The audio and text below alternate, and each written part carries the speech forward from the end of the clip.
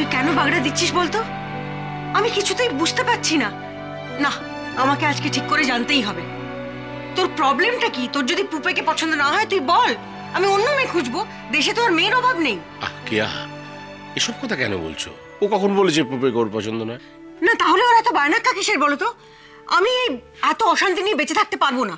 আমাকে জানতেই হবে সমস্যাটা কি। সমস্যাটা আমার নয় মা, সমস্যাটা পুপের। আর হ্যাঁ, আমারও একটা সমস্যা আছে। আমি চাই না পুপে চাপে পড়ে কোনো ভুল ডিসিশন নিয়ে ফেলুক। দীপ, দীপ তোর এই কথাটা কিন্তু আমিও বুঝতে পারছি না। মানে পুপে কি তোকে কখনো বলেছে ওর কোনো সমস্যা আছে বা কোনো প্রেশারে আছে? না, ও বলেনি, কিন্তু আমি বুঝতে পেরেছি। পুপে চায় না ও ঠাকুরদা ছাড়া এই বিয়েটা হোক, আর ওই শ্রীবিলাস দেব ও সম্প্রদান করুক, এটাতে ওর আপত্তি আছে। ঠিক আছে, ওনার ঠাকুরদা তো ফিরে আসছেন, তো ন্যাচারালি আশীর্বাদ তো উনিই করবেন। তাহলে আপত্তিটা কোথায়? এক্স্যাক্টলি। এতে আপত্তি করার কিছু আছে কি নেই এটা কি তোমাকে পুপে নিজে কিছু বলেছে? না, ওর বড় মা ফোন করলেন। না মা, পুপের নিজের মুখ থেকে না শোনা পর্যন্ত আমি এ ব্যাপারে এক পাও এগোতে পারবো না। দীপ, এটা কিন্তু তোর অন্যায় জেদ। বাবা, আমি স্টুডিওতে আজ একটা রিহার্সাল রেখেছি, আমাকে একটু বেরোতে হবে। তুমি পারলে একবার এসো, গানটা শুনে যাও। না কিন্তু দীপ, আমি বেরোলাম।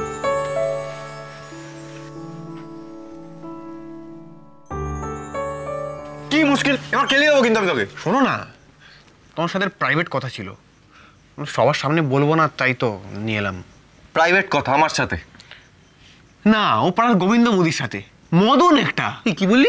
সরি, বলছিলাম সারাক্ষণ কানের কাছে যা শুনবো তাই তো বলবো নাকি। বসো না, বলছি বসো। আমি বলছিলাম তুমি কবে ইয়ে করছো, মানে বিয়ে?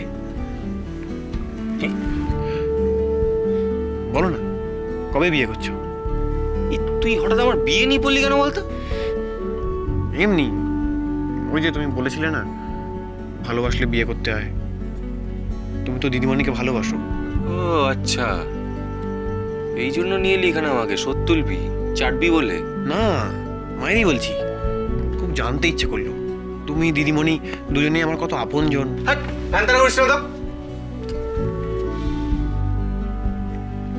এই তোর আসল ধান্দাটা বলতো? ধান্দা কেন, একটু আলোচনা করব। আলোচনা করলে কত জ্ঞান লাভ হয় বলো তো। আর জ্ঞান বাড়া কত ভালো ব্যাপার একটা। জ্ঞান দেওয়ার বা নেওয়ার তো বয়স হয় না। এই ব্যাপার, জ্ঞানের জন্য তোর মনটা ছুকছুক করছে তাই না? বিয়ের জ্ঞান শোন তাহলে কানে কানে, বিয়ে মানে হলো। আমি এখান থেকে শুনছি, জোরে জোরে বলো না, কেউ নেই তো? শুনবি? শোন তাহলে, বিয়ে মানে হলো একটা আছলা বাঁশ। দূর, তুমি আর কি মারছো? যদি তাই হয় তাহলে লোকে যেচে নেয় কেন? আরে জ্ঞান বৃক্ষের ফল খাওয়ার জন্য মানুষে কিরকম হ্যাচড় প্যাচড় করছিল জানিস না? কিন্তু ভালো হলো না কিন্তু এটা। অত ভালো দিদিমণি আমার, তুমি বাঁশ বললে। বাঁশ কথাটা পছন্দ হলো না? তাহলে বিয়ে মানে হলো একটা খাঁচা, যার ভেতর 24 ঘন্টা ডানা ঝাপটে ঝাপটে বিলাপ করতে হয়। সব আনন্দ, সব স্বাধীনতা হাওয়া।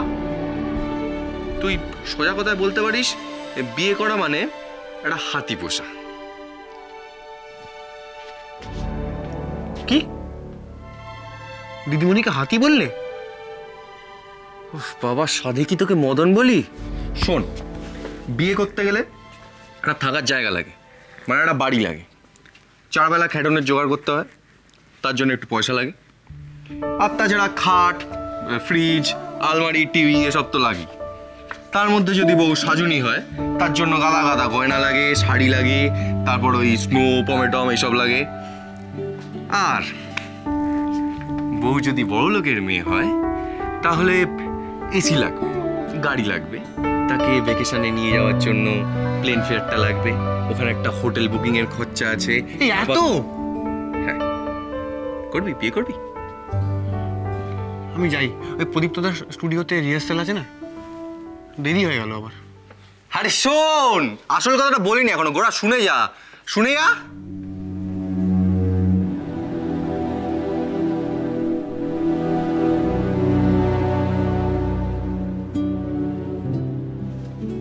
পুপে, আমি না গরম জামা কাপড়গুলো সব লন্ড্রিতে পাঠাচ্ছি। তোর শল সোয়েটার কিছু থাকলে দে তো, কানে থেকে দিয়ে আসবে। বোঝো, তুই আবার দুপুরবেলা করে ঘুমের অভ্যেস কবে থেকে ধরালি? পুপে, দুপুরবেলা করে ঘুমোলে কিন্তু হু হু করে ওজন বাড়বে, আমি বলে দিলাম। ফেব্রুয়ারি আসতে একদম বেশি দেরি নেই। উঠবি পুপে? এই পুপে, পুপে, হ্যাঁ উঠ, তুই কি হয়েছে রে তোর? এরকম দেখাচ্ছে কেন তোর চোখ মুখ? হ্যাঁ,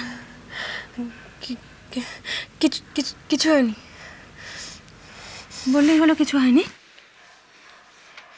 কি হয়েছে পুপে, বল আমাকে। মামনি, আমি একটা স্বপ্ন দেখেছি, দুঃস্বপ্ন। দুঃস্বপ্ন? কি দেখেছিস?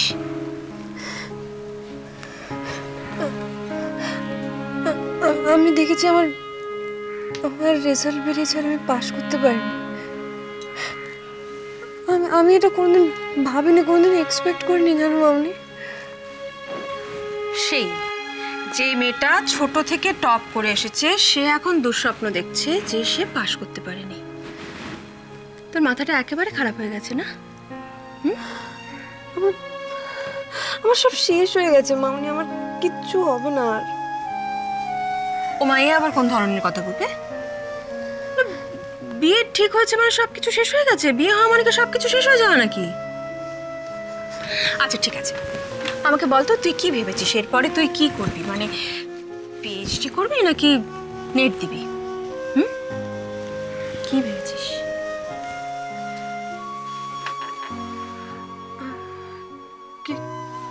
কিছু ভাবিনি।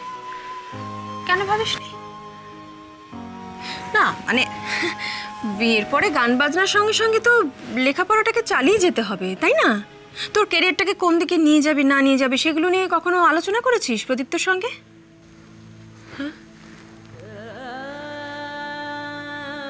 উপে, এটা কিন্তু তোর কাছ থেকে একেবারে এক্সপেক্টেড নয়। আমি ছোট্ট থেকে দেখে এসেছি যে তুই ভীষণ ভীষণ প্ল্যান করে চলিস, প্রত্যেকটি পদক্ষেপ একদম ভেবে ভেবে চলিস, ভেবে ভেবে ফেলিস। আর আজকে কেন এরকম করছিস? একটা লক্ষ্য, একটা গোল তোর চোখের সামনে না থাকলে পরে তোর ভবিষ্যৎটা কি হবে? পারছি না মামনি, আমার বর্তমানটা এত এলোমেলো হয়ে আছে না যে ভবিষ্যৎ নিয়ে ভাবার কথাই ভুলে গেছি। প্রতিদিন বিছানায় শুয়ে মনে হয় যে আজকের দিনটা তো কেটে গেল, কালকের দিনটা ঠিক এইভাবেই কেটে যাবে। এই নিয়ে আমি আজকে কিছু ভাবব না, কিছুতেই না।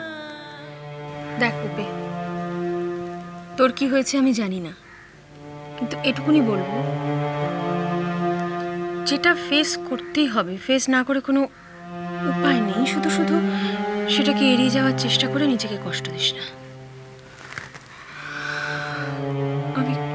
আমি কি করবো মামনি, আমি বুঝতে পারছি না।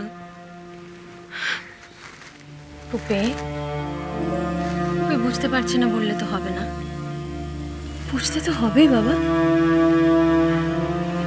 এভাবে বুঝতে পারছি না করতে করতে দেখবি অনেকটা দেরি হয়ে গেছে। তুই একটু ভাব, দেখ তোর এই বুঝতে পারছি নাটা হয়তো অন্য কোনো একটা বোঝাকে তুই অস্বীকার করার চেষ্টা করছিস। হ্যাঁ, একটু ভাব পুপে। কি করে ভাববো মামনি?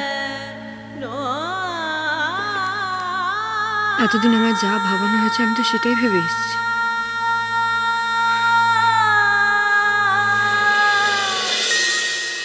গানের